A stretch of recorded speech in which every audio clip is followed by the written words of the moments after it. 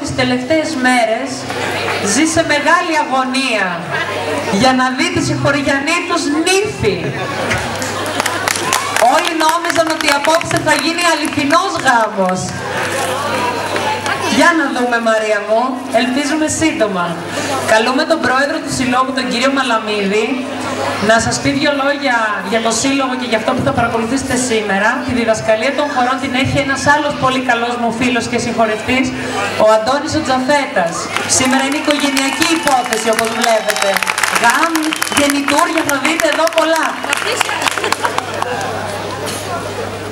Καλησπέρα σε όλους.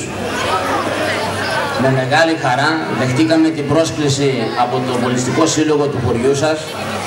Δεν θα μπορούσαμε να κάνουμε διαφορετικά, γιατί στο χωριό σας έχετε μία θρακιώτισσα νύφη. Είναι η Αγγέλα η Πασαλή, του Ζαχαρία η γυναίκα του χωριανού σας, η οποία η Αγγέλα έχει υπηρετήσει στο Σύλλογο από ιδρύσεως, είναι ιδρυτικό μέλος του Συλλόγου μας, καθώς και η οικογένειά της όλη και ο Ζαχαρίας και η κόρη του η Μαρία συνεχίζουν να υπηρετούν το Σύλλογό μας. Δεν θα μπορούσαμε λοιπόν να μην είμαστε απόψε εδώ μαζί σας. Θα παρακολουθήσουμε το δρόμενο σε λίγο. Θα ήθελα όμως εδώ να σας πω δύο λόγια για το Σύλλογό μας. Ο Εκπολιτιστικός Σύλλογος Θρακών Νομού Μαγνησίας ιδρύθηκε το 1992. Εκπροσωπεί, θέλω λίγο να προσέξουμε δύο πραγματάκια, γιατί τελευταία γίνονται κάποιες παρεξηγήσεις.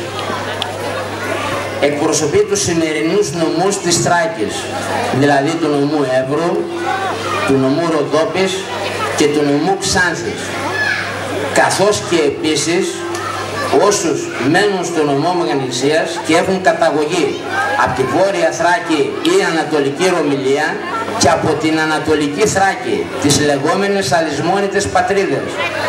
Στη σημερινή Θράκη δεν ζουν γηγενείς θρακιώτες που υπήρχαν πριν το 22 μόνο. Μετά το 22 πήγανε θρακιώτες από τη Βόρεια Θράκη και από την Ανατολική, Πόντι, Σαρακατσάνοι, υπήρχαν οι Πομάκοι, καθώς και οι Μουσουλμάνοι. Ας μην παίζουμε με την ιστορία κάποιοι για να λένε ότι δεν εκπροσωπούμε τις αλυσμόνητες πατρίδες. Πάμε τώρα στα τεκμενόμενα του Συλλόγου μας.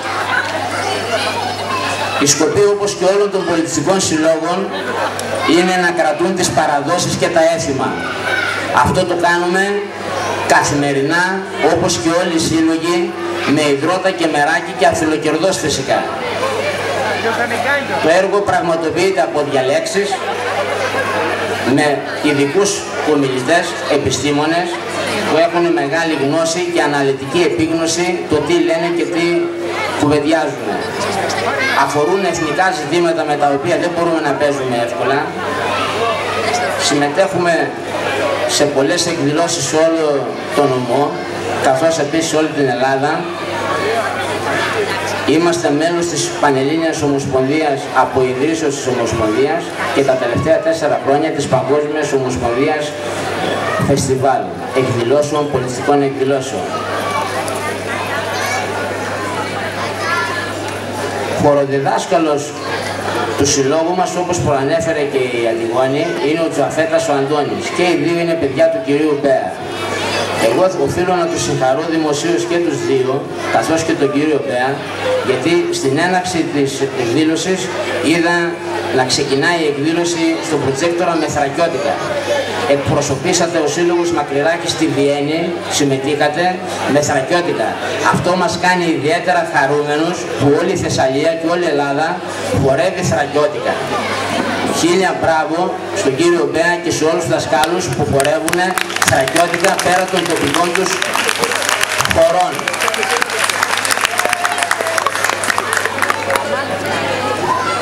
Θα πάμε τώρα σε αυτό που ήρθαμε να σας δείξουμε, ένα δρόμενο της περιοχής μας και μάλιστα από το χωριό που κατάγονται η Αγγέλα, από τη Νέα Βύσα νομού Εύρου. Θα παρακολουθήσουμε ένα κομμάτι από το θρακιώτικο γάμο. Θα δείτε την ύφη που φοράει μία από τις πιο εντυπωσιακές φορεσές που έχει η Θράκη. Έχω την εντύπωση ότι κράτησε γύρω στις 3 ώρες για να ντυθεί η Μαρία απόψε.